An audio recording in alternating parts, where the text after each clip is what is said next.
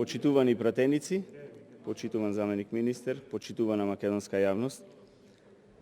Денес на дневен ред е законот за попис и ваков сериозен закон со кој треба да се спроведе најголемата статистичка операција е ставен во скратена постапка.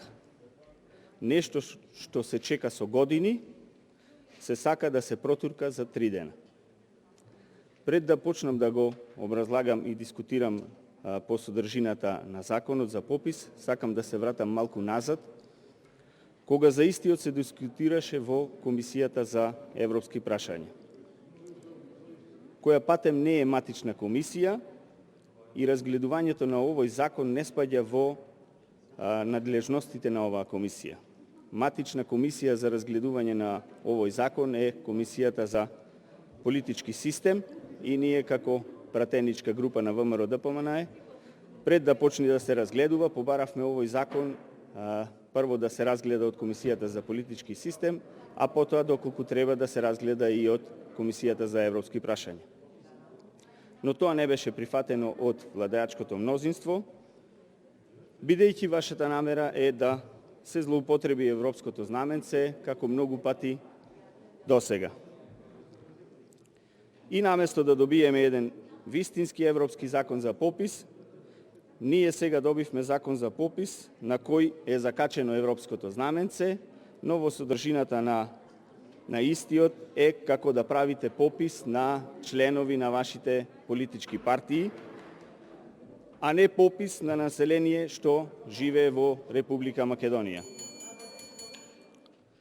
Носењето на законот без јавна дебата, без вклучување на експертите, на граѓаните, на сите политички субјекти во државава, кои може да дадат конструктивен придонес, води до повторни недоразбирања, различни толкувања и повторно до можно непризнавање на резултатите од пописот. Насушна е потребата во Република Македонија да има попис. И тука никој нема дилема. Затоа што во Македонија нема спроведено попис повеќе од 18 години. Но тој попис треба да е попис со кој нема да се загрози здравјето на граѓаните, што ќе се попишуваат, а исто така треба да се води сметка и за здравјето на луѓето што ќе се вклучени во спроведување на овој процес. Поради овие причини, Обединетите нации во септември излегува со упатство со препораки за спроведување и одложување на пописите. Упатството е заеднички издадено од Одделот за статистика на Обединетите нации и Фондот за население во Обединетите нации. И нивна приоритетна цел е да се намали ризикот од пренос на вирусот на целиот персонал што го спроведува пописот, а исто така и за пошироката јавност. И затоа заеднички препорачуваат одложување на пописот како највнимателна мерка во државите каде што се планира да се спроведе пописот или е веќе во напредна фаза. Овие препораки се сериозно земени во предвид од многу поголеми земји членки на Европската Унија, како што се Германија, Ирска, Шкотска, Романија, Америка, Австралија и други, а исто така и од држави во нашето соседство, како што се Бугарија и Србија, кои веќе имаат донесени одлуки за одложување на пописите во нивните земји. И сега ние во Република Македонија сите овие препораки од Обединетите нации и од Евростат не ги земаме во предвид, а велиме дека носиме закон со европско знаменце и европски вредности кој треба да донесе. Ова го докажува вашето лицемерие, затоа што кога ви е потребно се повикувате на европските закони, европските вредности, но кога тие треба да се спроведат, европски закони и препораки, останувате глуви на нив, на тие препораки. Но да преминеме на законот, затоа што веќе сето ова што го кажав предходно е завршено и ние тука дискутираме за законот за попис, што е пред нас.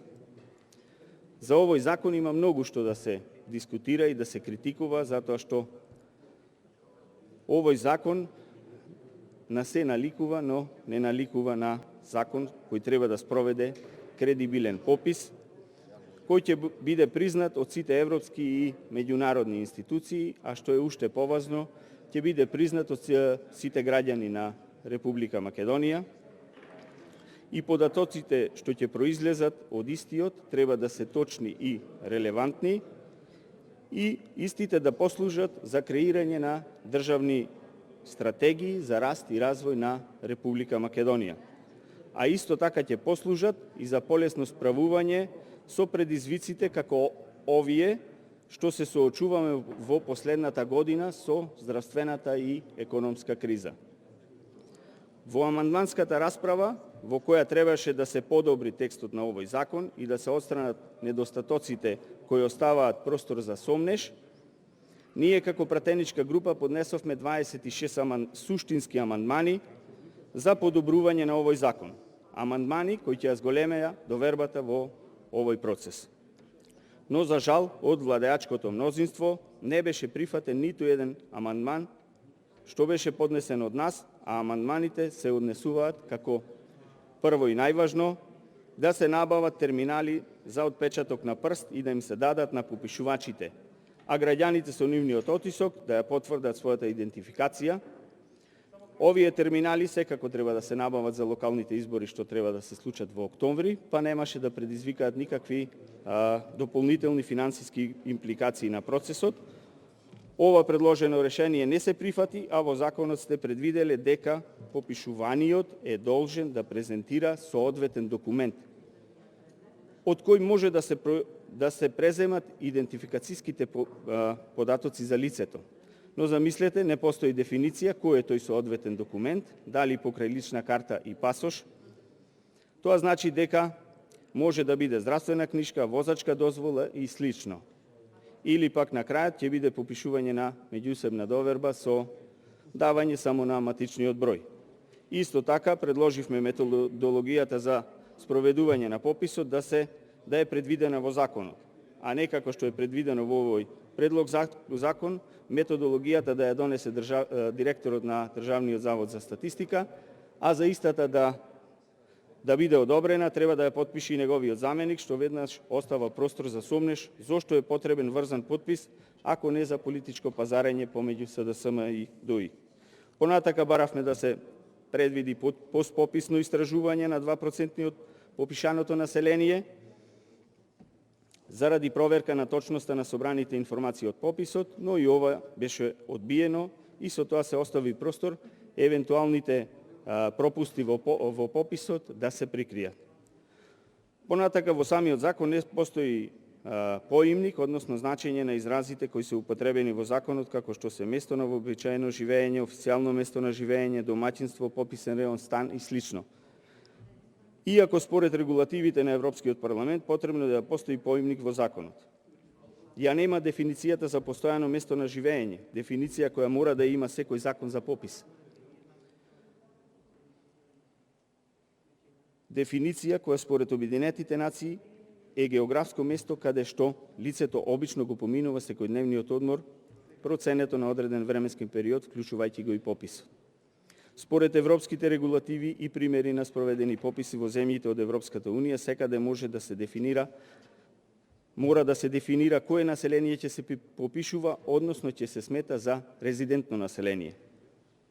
Како резидентно население, според регулативите на Европската Унија и според Обединетите нации, се сметаат оние кои живееле во нивното место на вообичаено живење во континуиран период од 12 месеци.